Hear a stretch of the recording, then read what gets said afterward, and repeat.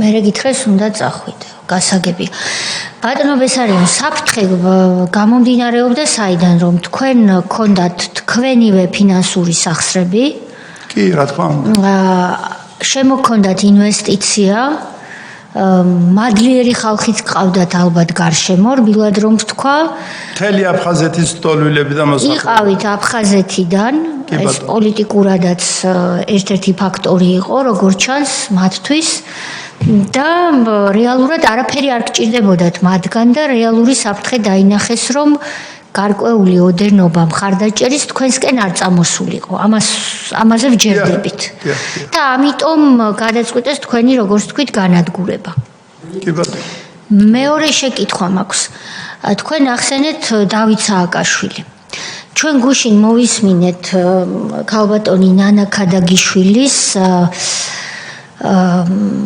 ბანკის საქმეა ერთ-ერთი არ ვიცი რამდენად მიადევნეთ გუშინ თქვენ ჩვენს ხდომას თვალი და ყური და იქაც გაიელვა დავით სააკაშვილის გვარმა და სახელმა იმ ბანკის შემთხვევაში სქემა იყო ასეთი რომ დავით სააკაშვილი შევიდა კერძო ბიზნესში როგორც თავისი კოლეგა ადვოკატებით სავარაუდოდ ამიტომაც დაგისვათ გვარსახელებზე კითხვა ბატონ მალუდამ კონკრეტული გვარსახელის ადვოკატებით შევიდა როგორც მომსახურების გასაწევად და სინამდვილეში გაუწია ცუდი სამსახური.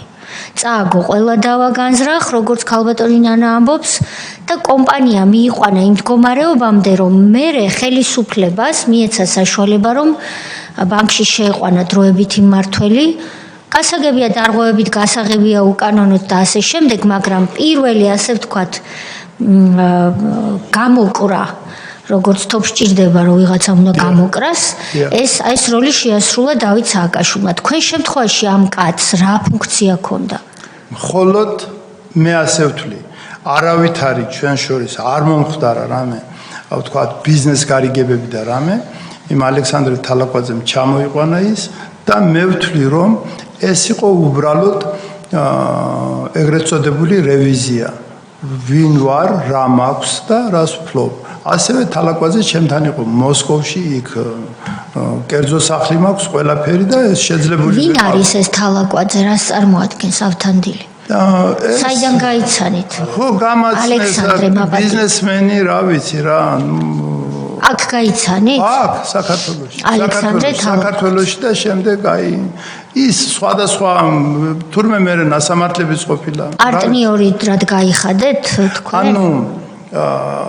პარტნიორობა რა თქმა უნდა შემოგთავაზეთ კი მაგ პარტნიორობიდან დაიწყო და შემდეგ ის მე გაგაცნოთ დავით სააკაშვილი ჩამოვიდა კვიპროსში აქ უკვე დონე არის ისეთი ხომ არ იყო ისე და აქ შევჩერდები და სხვებს დაუთმობ სიტყვას რომ თქვენ როდესაც ამ ვინმე ალექსანდრე თალაკვაძის გვერდით დაინახეთ მთლად პრეზიდენტის ძმა უფრო მეტად დარწმუნდით რომ ნუ რა თქმა უნდა ეს დობა გაგიჩნდათ რომ ხელისუფლება თქვენ წინააღმდეგ არ წავა და უფრო თამამად ჩადეთ თანხები ეს იყო ფაქტორი ეს იყო ფაქტორი თქვენთვის კი ბატონო კი ბატონო შემდეგი ვინ იქნება ბატონი ილია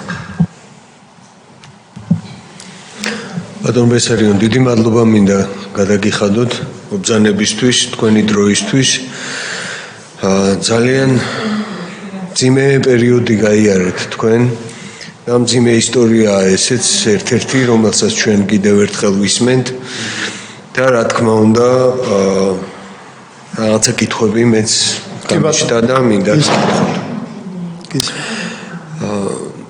ამ პერიოდში როდესაც თქვენ იყავით დაკავებული და სასჯელს იხდიდით თქვენი ოჯახის მდგომარეობა მაინტერესებს სად იყვნენ როგორ იყვნენ ასევე მაინტერესებს შვილები რამდენი გყავთ რითი არიან ეს ხალხი დაკავებული დღეს და სად არიან სად მოღვაწეობენ და ამ ფაქტის მერე მათ ხო არ აუცილდათ გული აქ დაბრუნებაზე ან თუ აქ არ არიან არ ვიცი ესეც მნიშვნელოვანია ჩვენი ქვეყნისთვის და აი ამის გარშემო და მე კიდე რამდენიმე კითხვას დაგისვა. კი ბატონო. დიდი მადლობა.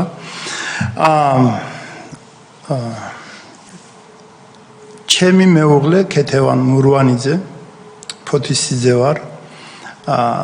პრაქტიკულად ორჯერ, მაგრამ არაოფიციალურად დააკავეს.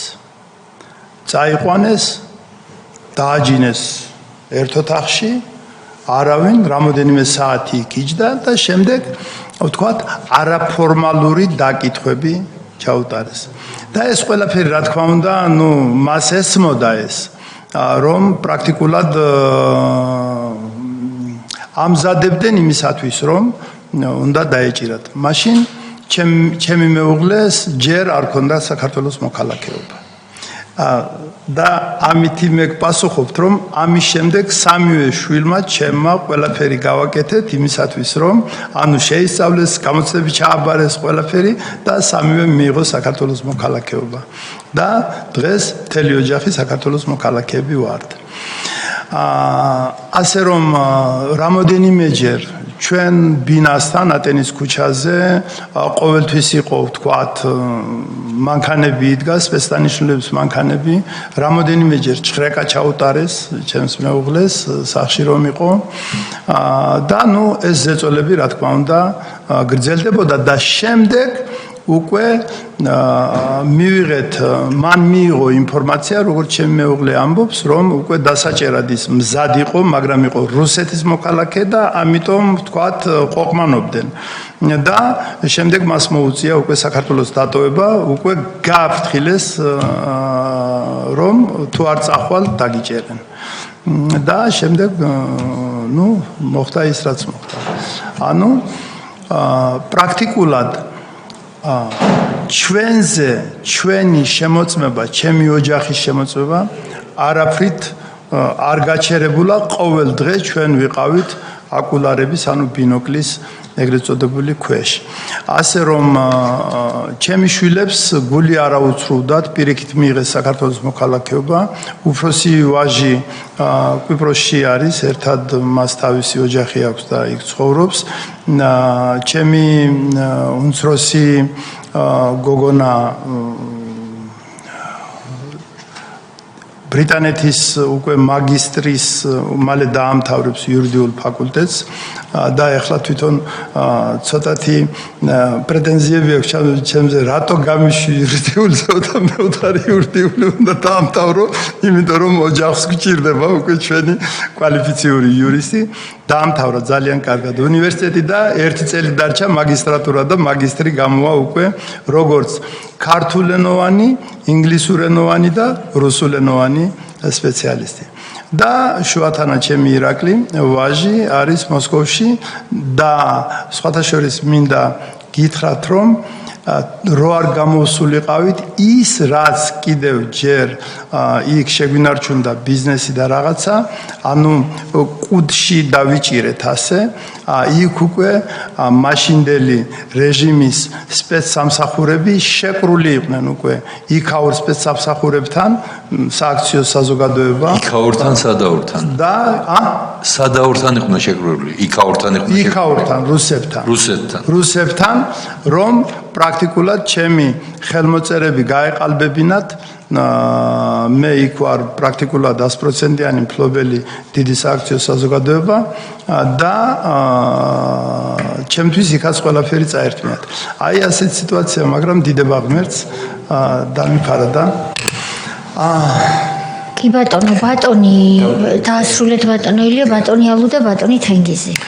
ამ პერიოდში როცა დაკავებული იყავით, რამე ულტიმატუმი თქვენს მიმართ იყო თუ არა, აი რამეს გთხოვდნენ, რომ რაღაცის შესრულების შემთხვევაში ან გამოგიშვებდნენ გარეთ ან რაღაცა საპროცესო 5 მილიონი დოლარი.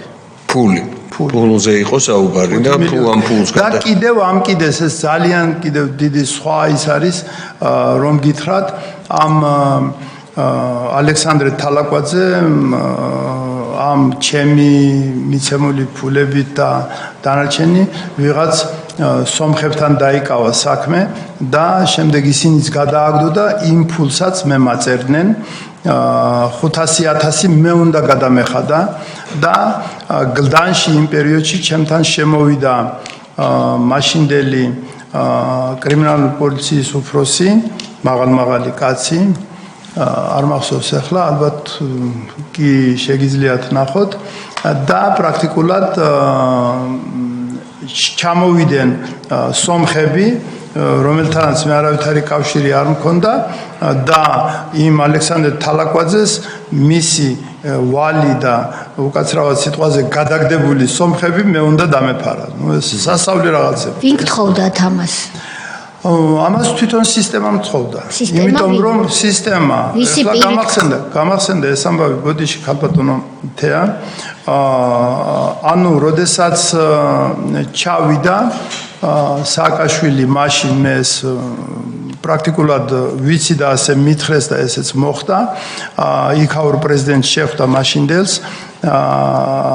სომხეთის პრეზიდენტს და იქ თურმე ვიღაც გენერალი ყოფილა მათი ვინც ამან გადააგდო და რა თქმა უნდა პრეზიდენტების დონეზე მოხდა ეს საუბარი და თუ არ გადაიხდის ციხეში ამოალპეთო აი ასეთი შემდეგ მე შევხვდი იმათ მთელი გამოძიება ჩავატარე ჩემით უკვე მოსკოვში რუსეთში და სააკაშვილმა მაშინ აი აქ ასეთი დავალება მისცა თუ არ გადაიხდის ამოალპეთ ციხეში აი ასეთი ვარიანტი. თქვენთან დაკავშირებით. ხო, რა თქმა უნდა, მე უნდა გადამეხადა სხვისი ვალი მე უნდა გადამეხადა $500,000 ხო და თუ არ გადავიხდიდი, ესე იგი საერთოდ და მერე წავიდა ყველაფერი ეს, მე ამაზე ვარი განვაცხადე. მაშინ მუხაძე იყო იქ, მუხაძის კაბინეტში ვიდექით ყველანი. მუხაძე არის ციხის დირექტორი. დიახ. და მუხაძის კაბინეტში ვინ რა გითხრათ, აბა ეს კარგად რომ მოგვიყვეთ. ანუ ეს ფული მე უნდა დამეფარა. უკვე პატიმრობაში მყოფს მოგთხოვეს ეს კითხეს. არა, ის უბრალოდ ესწრებოდა.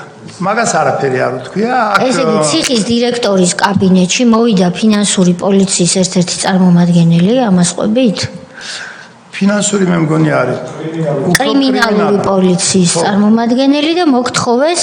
მას არაფერი არ მოუთხოვია, უბრალოდ სომხებმა მომთხოვეს მე. და ციხეში შემოიყვანეს ციხის უფროსის სომხები კაბინეტში წარმომადგენლები ბიზნესმენები და აქედან ხელისუფლებიდან უბრალოდ ესწრებოდა ის რომელმაც შემდეგ მის სახეზე ვაკვირდებოდი მე რომ ძალიან როდესაც ავხსენი რომ მე საერთოდ არავითარი წვდომა არ მაქვს არც ვიცნობ და არაფერი. შეხება არ გაქვს. არავითარი შეხება არ მქონდა და აქედან გამომდინარე, რა თქმა უნდა, მე დავინახე იმ კრიმინალური პოლიციის უფროსის სახეზე, რომ ეს პრაქტიკულად მართლა რატო შემოვიდნენ და რატო უნდოდა ჩემგან ამ ფულის ამოღება. დიახ ბატონო. ბატონო ბესარიო, კიდე რამდენი ორი კითხვა მაქვს, რომელიც მინდა გკითხოთ. თქვენ სიტყვაში ერთ მომენტში აღნიშნეთ, რომ კრედიტებთან და რაღაც მსგავს საბუთებზე იყო საუბარი. ქონდათ თუ არა ამ თქვენ საქმეში რამე კავშირი ფინანსურ ინსტიტუტებს, რამე ეტაპზე? ფინანსურ ბოდიში? ფინანსურ ინსტიტუტებს, ბანკებს ან არავის. მე მხოლოდ კრედიტი ავიღე. აი კრედიტი ახსენეთ. მე კრედიტი ავიღე მოსკოვში, სადაც ჩავდევი ჩემი ორგანიზაციის აქციო საზოგადოების კუთვნილი შენობა, დიდი შენობა ნაგებობა და ის ფული პრაქტიკულად მე აქ ჩამოვიტანე, ჩავრიცხე საქართველოს იმ პერიოდში საქართველოს ბანკში 1.5 მილიონი $, რომლითაც მე დავიწყე უკვე ჩემი ინვესტიციების, ვთქვათ, შენება და ეს ფული რო დაინახეს ახლა ხო შემოწმე. ალბათ ესეც იყო, ალბათ იმ თანხის რაოდენობასთან კავშირში. რა თქმა უნდა, როდესაც დაინახეს რომ ამდენი ფული შემოვიდა, ქართველი კაცი ჩამოვიდა მოსკოვიდან, ჩამოიტანა ეს ფული და მე ხო ვთქვი რომ მე ოცნებად მქონდა გადმობარგება უკვე აქით და რაღაცა დამბავი და ეს რა თქმა უნდა რომ დაინახეს რომ ასეთი ფული შემოდიოდა ტრანშებით ახლა ხომ გესმით რომ დიდი ტრანშებით მაშინდელი ბანკებიც სვიფტს არ გაუშვებდნენ და 100-150,000 $200,000 შემომქონდა რუსეთიდან გადმოვაგზავნდი ოფიციალურად ვრიცხავდი თანაც დოკუმენტები ყველაფერი მოხდებოდა რომ ეს არის დივიდენდების მიღებული ფული და აქედან გამომდინარე რა თქმა უნდა ეს დაფიქსირებული იყო და სააკაშვილის რეჟიმი ეს ძალიან კარგად იცოდა.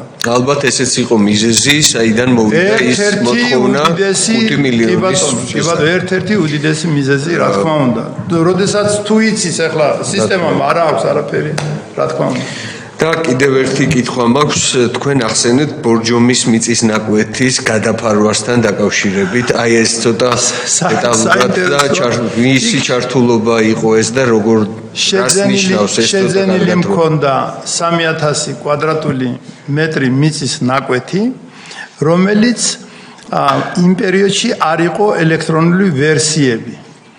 და რატომღაც კოდუას ოჯახმა ეს გადაფარა და პრაქტიკულად მას გადაეფორმა ეს მიწის ნაკვეთი. დავაზუსტოთ, ეს არის დავით კოდუა. არ ვიცი რომელი კოდუა. ოჯახი როცა ამბობთ, ანუ ამ ოჯახს გულისხმობთ, რომელი კოდუა იქნებოდა. და შემდეგ მასთან ჩავედი სასამართლო პროცესებში, სხვათა შორის და მე მოვიგე ეს სასამართლო პროცესი, მაგრამ ის გადაფარვა იყო გაკეთებული იმისათვის, რომ ბოლოში ახლა თუ კი მე გამანადგურებდნენ და თქვათ ამ კუთხით დამკაში წავიდოდნენ, ეს მათი იქნებოდა და ეს უკვე გადაფარვა. კი, რა თქმა უნდა. ეს იყო. კი ბატონო.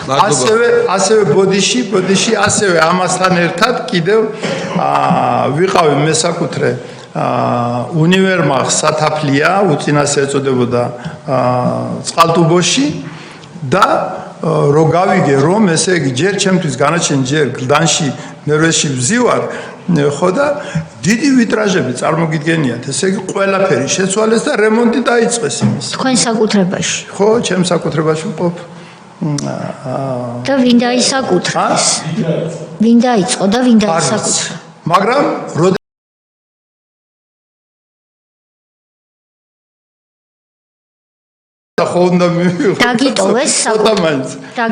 დაგიტოვეს საკუთრებაში თუ ეს საკუთრებაში იყო მაგრამ რემონტი დაწყებული იყო აი ეს მინდა ნაგიხსნათ რომ წარმოიდგინეთ უკვე რა მდგომარეობაში ვინ ვიყავი მე მათთვის რომ ეს უკვე გასაღებული მაპატია თამსიტყვაზე გასაღებული პიროვნება არის და უკვე ნელ-ნელა უვლიდან ამ საკუთრებებს და რაღაცას თითქოს თავიანთი იყო კი ბატონო ბატონი ალუ და ბატონი თენგიზი ბატონი სოზარი კი ბატონო ბანუბასო თქვენ ბრძანეთ რომ ჩემი მეუღლე ორჯერ არაოფიციალურად დააგავესო ეს ამაზე რომ ცოტა დეტალურად და კონკრეტულად რომ გითხრათ და უთხრათ საზოგადოებას რას გულისხმობთ ამაში და რა ფაქტებზე არის საუბარი სად მოხდა ვის მიერ მოხდა რატომ მოხდა ეს რო გითხრათ უბრალოდ ეს დაურეკეს უთხრეს რომ გვინდა გავიგოთ ინფორმაცია დაგეხმაროთ ამბავი ჩამობრძანდით შევხვდით ჩააჯინეს მანქანაში და წაიყვანეს აი ეს ჩამობრძანდი რას ნიშნავს სახლიდან სხვა ქვეყნიდან თუ რა არა აქ იყო ჩემი მეუღლე არ წასულა სანამ შემდეგ გაქცევა არ მოუწია იმიტომ რომ უთხრეს რომ უკვე დაგიჭერენო თქვენ დაკავებული ბრძანდებით და ამ დროს ხდება თქვენ მეუღლესთან მიმართებაში მე ციხეში ვარ უკვე და ამ დროს ხდება ანუ ერთხელ დაურეკეს მეორეჯერ ზუსტად იგივენაირად ხდება ეს ამბავი ანუ ურეკავენ, აი რო გითხრათ თქვენ რო ახსნით დაურეკეს, შევხვდნენ, ჩააჯინეს მანქანაში და წაიყვანეს. ხო და ვინ დაურეკა, სად წაიყვანეს? არ ვიცი, არც მან არ იცის, შემიყვანესო, მე მის მოყოლილს ვამბობ, შემიყვანეს ოთახში დამაჯინეს, შემდეგ ვიღაცები შემოვიდნენ, დამიწყეს შეკითხვების დასმა, ამბავი და ამის შემდეგ შენობა იყო ეს მაგრამ არ იცის, მით უმეტეს ახლა ჩვენ აქ იმ პერიოდში ახლა უკეთესად ვიცი უკვე თბილისი არ ვიცხოვრია და ამიტომ ძნელი იქნება ჩემგან ანუ დაურეკეს მიიყვანეს თავუსეს შეკითხვები და შემდეგ გაათავისუფლეს შემდეგ გაანთავისუფლეს ანუ გაუშვეს თვითონ მობრძანდა მერე სახში მანქანაში რო ჩასვეს მანქანაში რო ჩასვას დიახ რატომ გაუჩნდა ახმა აი თქვენ ახლა მტკიცებით ფორმატში ამბობთ ამას რომ დააკავესო იმიტომ რომ გაესაუბრე კითხვები იყვნენ ჯერ ერთი უცნობი პირები იყვნენ სამოქალაქო სამოსელში წაიყვანეს უთხრეს რომ ასე და ასე სად მიყავართო აი ორჯერ ნახეთ შეხედეთ საქმეზეო შეხედეთ რატო გეუბნებით გავიდეთ უყურეთ მით უმეტეს თუ იგივენაირ ფაქტზე საუბრობთ თქვენ ორჯერ იგივენაირად მოხდა ნახეთ საზოგადოებასაც გაუჩნდება ლოგიკური კითხვა და ბუნებრივია ჩვენც რომ თუ ერთხელ მოხდა იგივენაირად და დაუშვათ მისინების საწინააღმდეგოდ ხდება ხო არ სურს მაგალითად სადმე რო წაყვეს ეკითხება ბუნებრივია პირველ კითხვას რომ ვინ ბრძანდებით სად უნდა წამოყვეთ რატომ უნდა წამოყვეს კაი ერთხელ მოტყუებით დავარქვათ ან თუ იზულება იყო მაშინ უნდა გითხრათ ეს იზულება არ ყოფილა მაგრამ დაკავება დავასრულებ ბოდიშს ნახეთ დაკავება როგორც ეგეთ თქვენ როგორც მტკიცებით ფორმატში ახსენეთ დაკავება მათ შორის იზულებას გულისხმობს კი ბატონო მე ასე აღვიქვი ხო ანუ ნახეთ ხო თუ იზულება არ ყოფილა მაშინ მოდი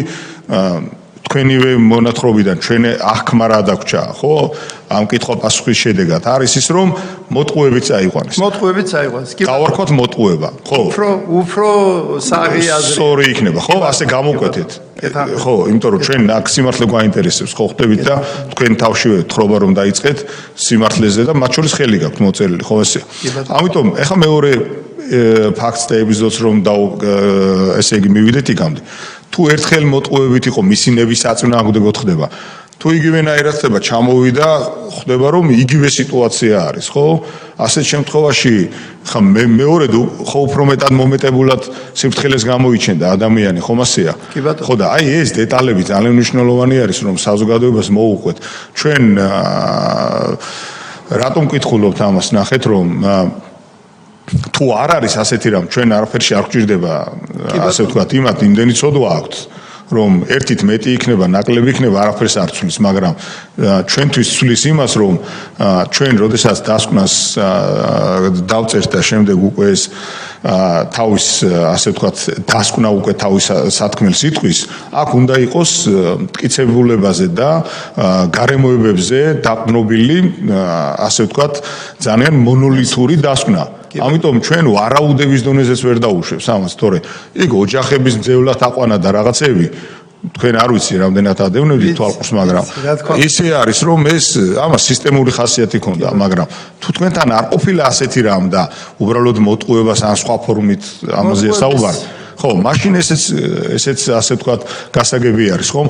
ანუ მეორე ჯერაც მოტყუებით მიიყვანეს თქვენი მეუღლე. ეხლა იქ ზეწოლა და რაღაცა არ ყოფილა, მაგრამ ამ დროს მე ვიცი რომ იმას იმედს დაუსახავდნენ რომ აი ეს თქვენი ვარაუდია. ჩემი ვარაუდი. გავიგეთ. თუ ვარაუდები რო გვერდით გადავდოთ და ფაქტებს დაუბრუნდეთ. თქვენმა მეუღლემ რა გითხრათ? აი თქვენ რადგანაც ამას ამბობდით, ხო? აი პირველ ჯერზე დაუსვეს კითხვები მეორედ აი რა შეიცავდა რა ეკითხებოდნენ რა ინტერესებდათ თქვენ უკვე ესედაც პატიმარი ბრძანდებით თქვენი თქმით და თქვენი მეუღლე ასე ვთქვათ დიასახლის ბრძანდება და გარეთ არის აი რა შეიცავდა ეს კითხვები რაიმე ზეწოლა ხდებოდა რომ მაგალითად მოთხოვნა იყო რაიმესი რომ თქვენ მეუღლეს ან ინფორმაცია ან ქონება ან სხვა რაიმე სახის ან რა შეიცავდა ეს რომ ამაზე მეტი სიცხადე რომ ზეწოლა არ ყოფილა არავითარი აბა რა შეკითხებოდნენ თქვენი მეუღლე როგორ არის ანუ ესეც თვითონ ზეწოლა არის როდესაც სადღაც წაგიყვანენ არა ეს სხვა ამბავია ამას ჩვენ თვითონ შევაფასებთ სხვა არაფერი ისეთი რა შეკითხებოდნენ აი მიიყვანეს და დასვეს და უთხრეს რომ როგორ არის თქვენი მეუღლეო რას ამბობდა რას მეკითხებოდნენ ახლა მე გამიჭირდება ამაზე საუბარი ალბათ სახში რომ მივალ მეუღლეს შევეკითხები ახლა მან ეს მომიყვა რომ ის ორჯერ აი ასე ვთქვათ წაიყვანეს თქვენთან დაკავშირებით ეკითხებოდნენ ალბათ ხო რაღაცებს არ ვიცი ზუსტად ვერ გეტყვით ნამდვილად ვერ გეტყვით გავიგეთ და ერთი კითხვაც თქვენ ამბობდით რომ ერთ-ერთ ეპიზოდზე რომ ჩხრეკა ჩაატარეს. კი, ჩხრეკა ჩაატარეს. თქვენ მეუღლესთან მიმართებაში?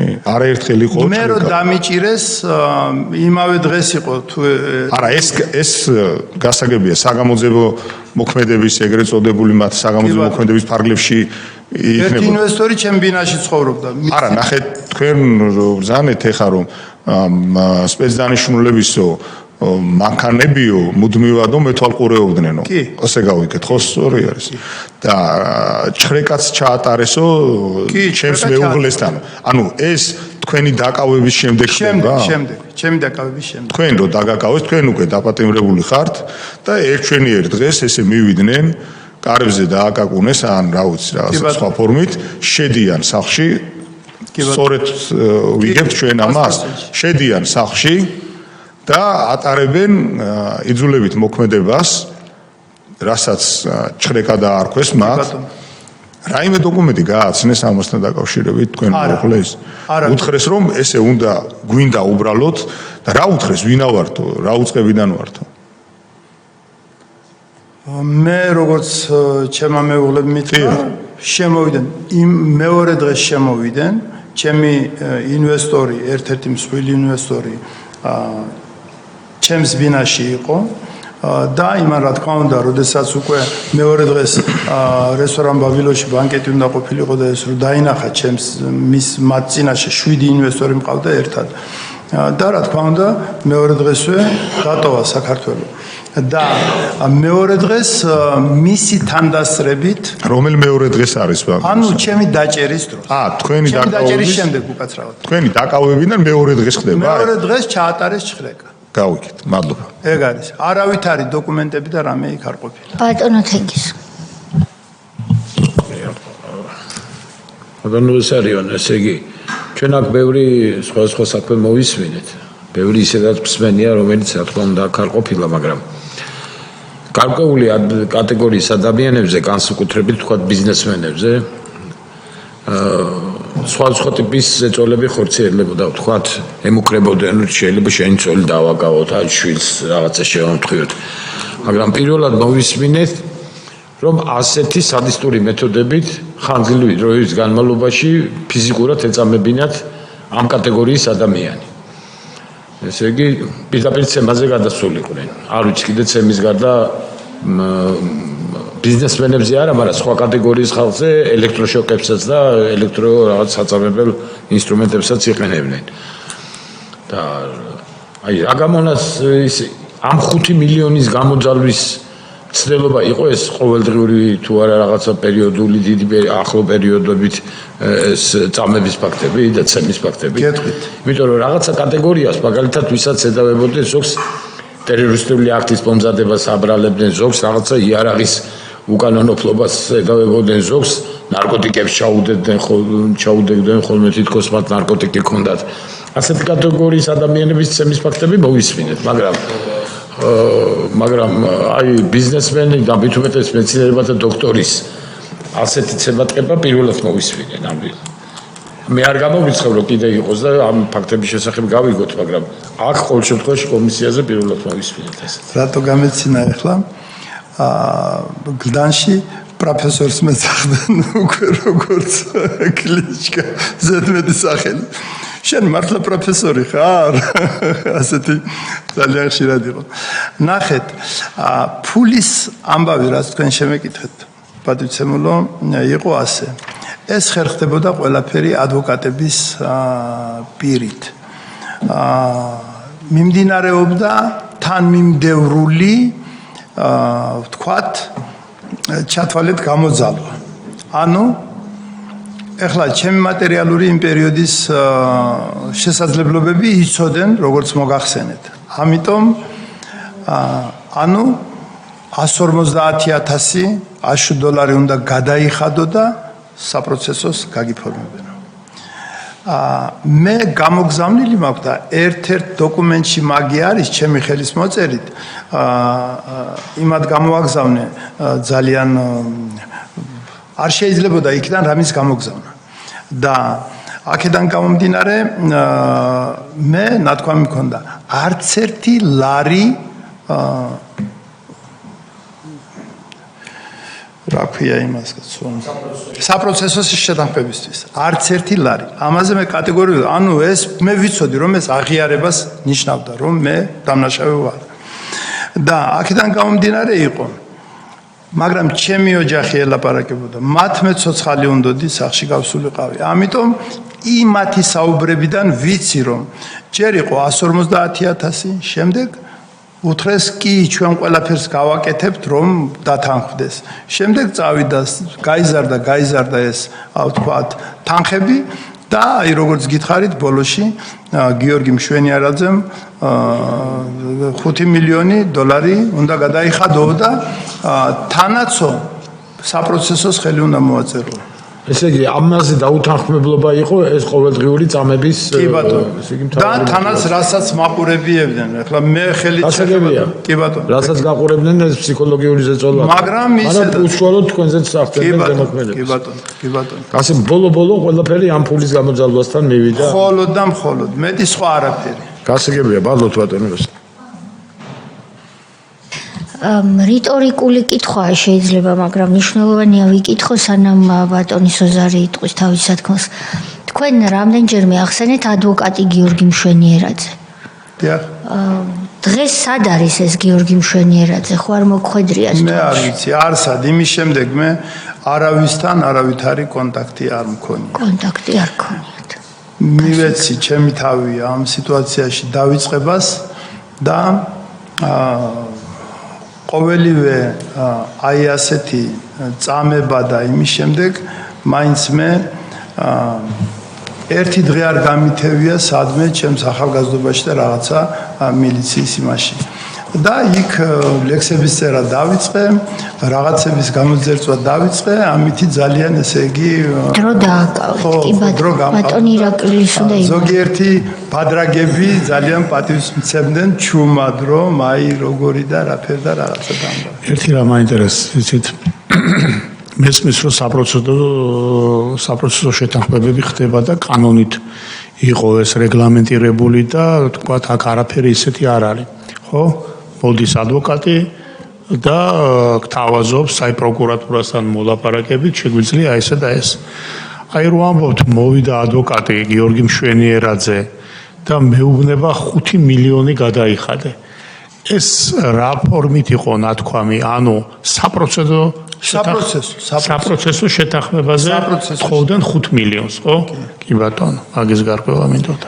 ბატონებო, თუ წინააღმდეგი არ იქნებით, მე სამდივნოს თხოვ რომ ფოტო გაჩვენოთ და გითხრათ ეს არის თუ არა ის ადვოკატი. ხო, ესე იგი საუბარია იმ გიორგი მშვენიერაძეზე, რომელიც ახლა ცდილობს კვლავ ხელისუფლებაში დაბრუნებას.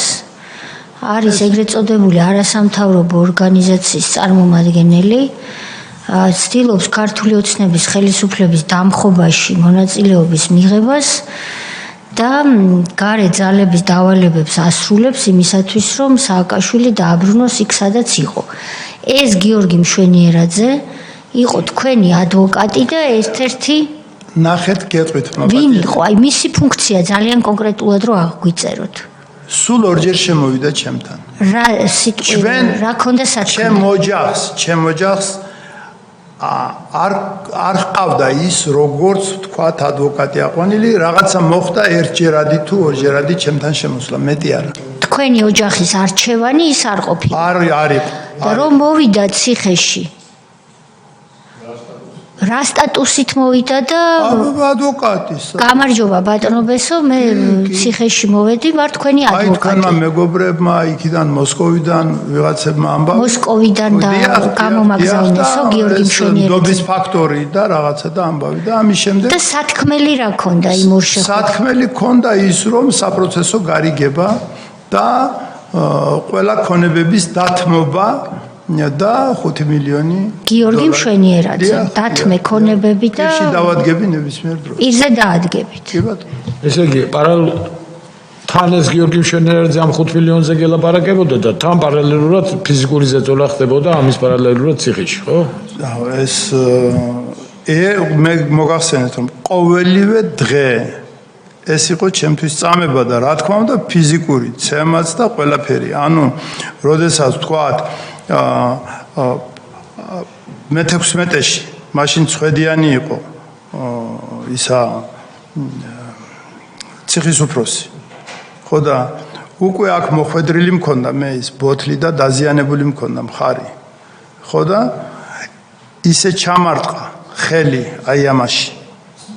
ანუ პრაქტიკულად დავემხვე ძირს, როდესაც არ ელოდები, ისე ძალაც და ყველაფერი შემწევდა კაცო, მაგრამ იმ მომენტში ისე ანუ ასეთი ფაქტები ძალიან ბევრი იყო, ძალიან ბევრი.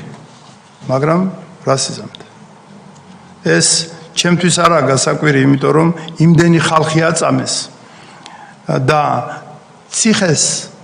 ძალიან ძლიერი და მსმენელი ყურები აქვს. ეგრევე ჩვენთან მოდიოდა ინფორმაცია თუ რა ხდებოდა სხვა ციხეებში და როგორ იყო და რაღაცა და ამბავი და ამიტომ მე ყოველივე ადამიანს აქვს თავისი განცდა, თავის ვთქვათ ცხოვრებაში, მაგრამ ამ დროს მე ვიცი, რომ 100 ჯერ და 1000 ჯერ მეტი გადაიტანა სხვებმა და თანაც მე სიკვდილს შერიგებული ვიყავი, როგორც მოგახსენეთ. მაგრამ იქ რაც ხდებოდა ძალიან კარგად ვიცი და ციხე ჩემთვის ბჭყალებში ეგრეთ წოდებული აკადემია აღმოჩნდა, რამაც პრაქტიკულად შემდეგ გამიხსნა მე ახლა სხვადასხვა მონოგრაფიების და ეკონომიკური თემატიკის რუსულენოვანი სახელმძღვანელოც არის ჩემი ხვინთელიანი წარმოიდგინეთ, სადაც თეორიული ეკონომიკის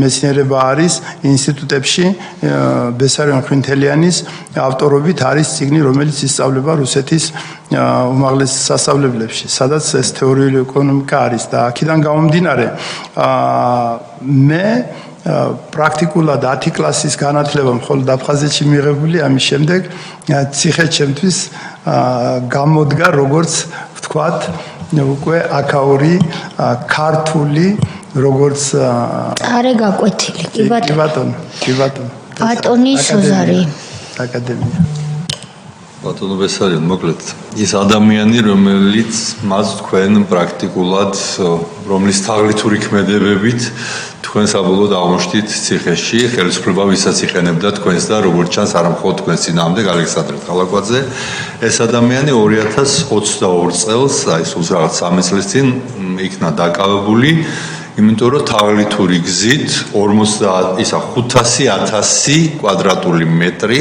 მიწა ყალბი მინდობილობით გადაიფორმა თავის სახელზე, ამ მიწის მფლობელი იყო ასევე უცხოეთში მცხოვრები ჩვენი თანამემამულე თურქეთელი ქართველი აჰმედ აქისკალ გოჩიტიძე, ჩვენებურს რო ეძახიან, ჩვენებურებს თურქეთის ქართველებს.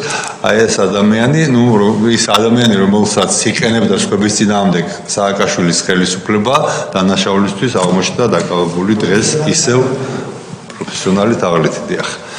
მეორე, ასევე თქვენ თქვით, რომ თქვენი მეუღლე ორჯერ არაფორმალურად ყავდათ დაკავებული, ჩვენ რამდენჯერ ვახსენეთ ამ დღეების განმავლობაში, რომ ეს მძევლები, ოჯახის წევრების ზევლა დაყვანა და ზეწოლა ამითი დაკავებულ ადამიანებზე იყო სააკაშვილის ხელისუფლების ერთ-ერთი ხელწერა, თუმცა აქვე გამოჩნდა კიდევ ერთხელ თქვენს ნათქვამში, რაც ძალიან ბევრ საქმეში დავინახეთ, რომ სააკაშვილი და მისი ოჯახი არა მხოლოდ მისი თანაგუნდელები და თანამძრახველები, არამედ მთელი ოჯახი იყო ჩაბმული აი ამ კრიმინალურ ისტორიებში, ქონებების წარქმევებში.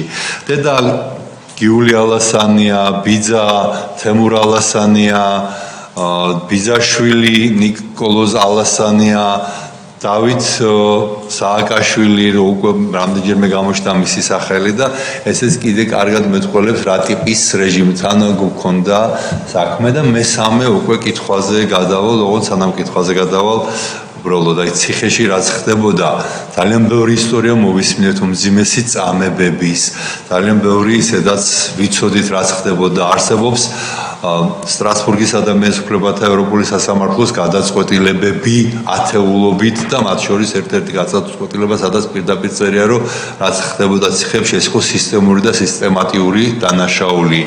სისტემური დანაშაულის არსებობა სააკაშვილმაც კი აღიარა, იძულებული გახდა ეღიარებინა ციხის კადრების შემდეგ, ეგრეთ წოდებული ციხის კადრები, როდესაც მან თქვა, რომ მათ გაეპარა ბრჭყალებში, მან ეს თქვა, ციხეში სისტემური დანაშაული. თუმცა კი არ გაეპარათ, არამედ ეს იყო სისტემური დანაშაული, რომელიც მათ შექმნეს. თუმცა მათ ისინი დღემდე ამართლებენ ამას, ამ სისტემურ დანაშაულს ადამიანების წამებებს კი ზოგიერთ ამბობენ რომ გადავამეტეთო, მაგრამ მაინც ამართლებენ, როცა ისინი ამბობენ, რომ ებრძოდით კრიმინალს და რა გვექნა. ზოგჯერ შეიძლება გადაჭარბება ყოფილიყო. ციხეში ამ კრიმინალთან ბრძოლას ამართლებენ როგორც თქვათ ქურდულ სამყაროსთან, მაყურებლებთან და ასე შემდეგ ბრძოლას. თუმცა ვიცით, რომ სინამდვილეში ეს ასე არ იყო. აი თქვენც ახსენეთ, რომ ციხეში იყვნენ მაყურებლები, რომლებიც დაგიპირისპირეს თქვენ. ეს ლაპარაკი არის არა 2004 წელზე, 2005 წელზე, როცა თქვათ ებრძოდნენ და ჯერ კიდევ ვერ ყავდათ გატეხილი წელში, არამედ 2010-2011 წლებზე, ხო? თუ უკვე 12 წელი. მე 12-ში გამოვიდა. 2012 წელს ესე მაყურებლები იყვნენ იქ. ერთი ეს ამბავი ცოტა კარგად აღიხსენეთ. ნახეთ ახლა. სასწავლი. ყოველივე სართულს თავისი მაყურებელი ჰყავდა. ტელეფონს თავისი მაყურებელი ჰყავდა. სადაც ბარათებით ვყიდულობთ ბარათს და იმითი ვრეკავდით.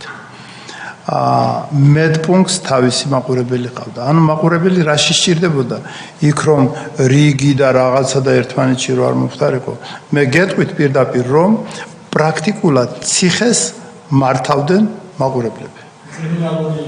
კრიმინალური მაყურებლები, მეგრე წოდებულია ახლა ვიღაცები ისეთი, იქ ჩხუბიც მომივიდა მე, ახლა წარმოიდგინეთ თუ საჭირო ამასაც მოგიყვებით, მაგრამ მაყურებლები წარმოიდგინეთ, როდესაც როგორც გითხარით, სხვადასხვა რეგიონებიდან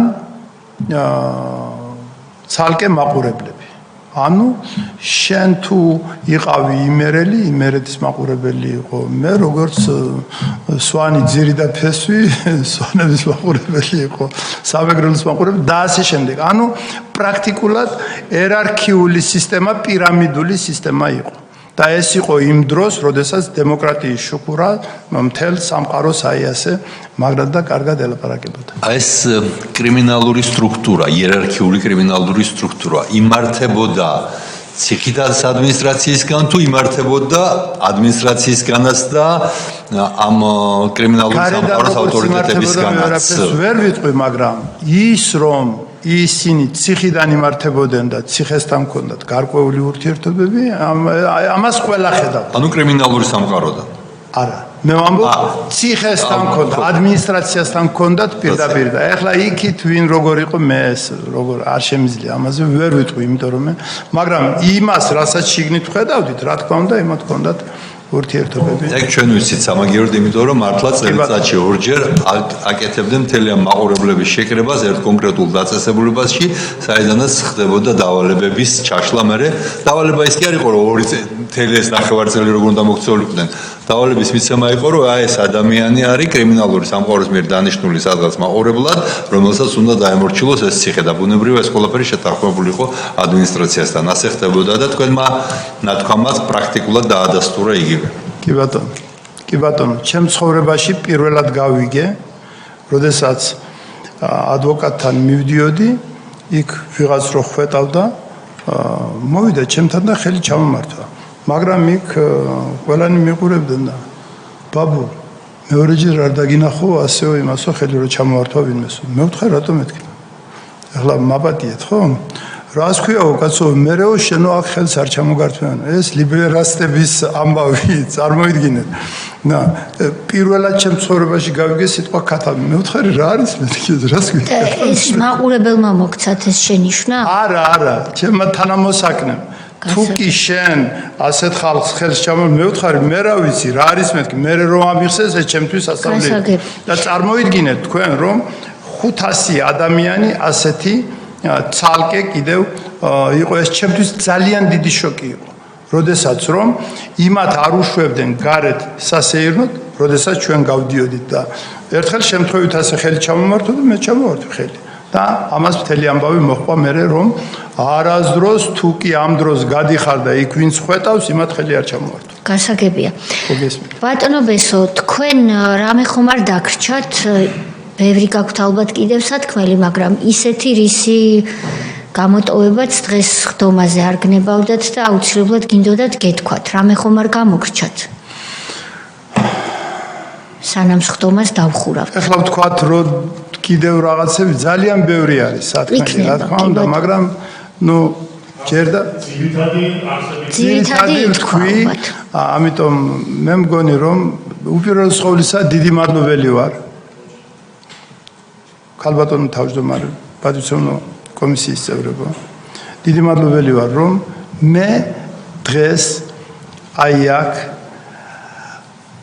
ამდენი წელიწადი მე ვღებულობდი გამოცდებს და ყოველთვის ვამხნევებდი ჩემს სტუდენტებს, რომ ვთქვათ, დღეს მე არ ვიცი ახლა ჩავაბარე გამოცდა თუ არ ჩავაბარე, მაგრამ რაც ცხოვრება დამრჩენია, მე მადლობელი ვიქნები ამ კომისიის, მე არ მაქვს არავითარი სხვა რაღაც ახლა პური და სიცოცხლე მაქვს და ჩემი ოჯახი კარგად არის და ეს ჩემთვის საკმარისია და აქედან გამომდინარე ერთი მომენტი მინდა გავიხსენო, როდესაც გამოვედი, ცხონებული სოსო ჯაჭვლიანი ჩემთან იყო შემოსული და ის შემხვდა მაშინ და ამ დროს დაგირეკეს ბატონო სოზარ თქვენ ტელეფონით და მე დამალაპარაკეს და მე ვთხარ დიდება ღმერთს რომ სამართალის ნიავმა დაუბერა მეთქი საქართველოს ასე გითხარით მე თქვენ ტელეფონში მაშინ ეს იყო ჩვენი მაშინდელი პირველი და ბოლო თქვათ დიალოგი მაშინ არ გიცნობდით და დღეს გაგიცანით და მოხარული ვარ ამითი ძალიან და რომ ნამდვილად ეს სამართლიანობის აღდგენა დღეს ნამდვილად ჭირდება საქართველოს მე მესმის რომ ყველაფერი ხელათვე არ კეთდება რამე თუ სახლის აშენებას მთელი ცხოვრება სჭირდება და დაწვას 1 ლიტრა ბენზინიც საკმარისია და ერთ დღეში ის არ იქნება ამიტომ რადგანაც ეს პროცესები დაიწყო საქართველოში ეს დიდ ბენეფიტს და დიდ მიზანს უსახავს ჩვენ ქვეყანას და ამისათვის მე უღრმესი მადლობა მინდა გადაგიხადო. მადლობა თქვენ ბატონო ბესარიონ იმისთვის რომ არ გატყდით ძალიან ცოტა იქნებოდა ალბათ ადამიანი ვინც შეძლებდა რომ შეწყალების დოკუმენტზე ხელი არ მოეწერა პატიმარს, ნაცემს, ნაწამებს და უარი ეთქვა სახლში წასვლაზე იმიტომ რომ დაეცვა საკუთარი სიმართლე. მადლობა ამ ბრძოლისთვის თქვენს მეუღლეს ოჯახს წარმატებებს გისურვებთ და შევუერთდები იმ პათოსს რა პათოსითაც ბატონმა ილიანჯიამ კითხვა დასვა რომ გული ხო არ აიცრუეთ საკუთარ ქვეყანაზეო სააკაშვილის მავნებლური რეჟიმის გამო და თქვენ ცალსახად თქვით რომ პირიქით ჩვენ კიდევ მეტად დაუდექით ჩვენ სამშობლოს გვერდშიო შვილებიანათო და მადლობა ამისთვის. ჩვენ დღევანდელი სხდომა უნდა დავხუროთ, მძიმე სხდომა იყო დღესაც, უფრო ხანგრძლივი ვიდრე სხვა სხდომები წინა დღეებში. ამიტომ ჩვენს მხარდამჭერ ჯგუფს საპარლამენტო არხს, რომელიც აშუქებდა დღევანდელ სხდომას, ტელეკომპანია მაესტროს პარლამენტის თითოეულ თანამშრომელს და რასაკვირველია ჩემს კოლეგებს კომისიის წევრებს მადლობას ვუხდი გამძლეობისთვის და გემშვიდობებით ორშაბათამდე ჩვენ ორშაბათს გავხსნით სხდომას 2011 წლის 26 მაისის თემის შესწავლით და გვეყოლებიან ძალიან მნიშვნელოვანი და საზოგადოებისთვის თვალსაჩინო პირები ვინც გვიამბობენ თუ 2011 წლის 26 მაისის გამთენიას ღამით რა ჩაიდინა სააკაშვილმა და როგორ ჩაატარა საკუთარი ხალხის ძვლებზე და სისხლით მოწყულ რუსთაველის გამზირზე როგორ ჩაიბარა სამხედრო აღლუმი. ორშაბათს 10 საათზე ჩვენ განვაახლებთ სხდომას. მადლობა ბატონო ბესარიონ და უკანა გზაზე კეთილ მგზავრობას გისურვებთ კვიპროსისკენ. მადლობა. გთხოვთ გამოვთოთ პირდაპირ ეთერი.